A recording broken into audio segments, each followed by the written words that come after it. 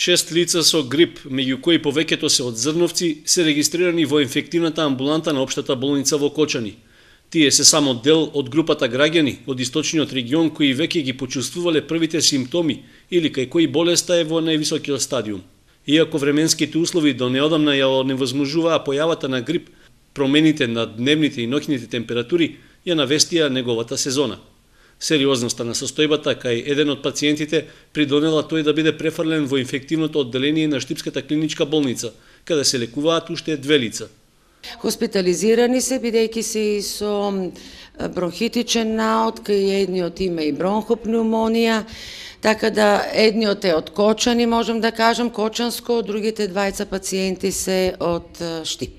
Веќе се даде на Тамифлуто поради тоа што да кажам дека спаѓат во тие веќе ризични групи, се работи и за трудница, кај друг пациент кој што е со обезитас, значи со една дебелина кој што спаѓат и они во ризичните групи, кај друг пациент кај што е веќе и со проблеми нешто и со бубрези, со притисок, со срцево, да речем, заболување, така да веќе не смеевме да ризикувавме и мораме да ги ставаме на Тамифлуто.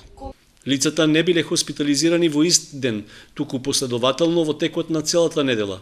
Иако не поминале 24 часа од пријавувањето на симптомите, сепак пациентите биле хоспитализирани без да се пријават во Центарот за јавно здравје.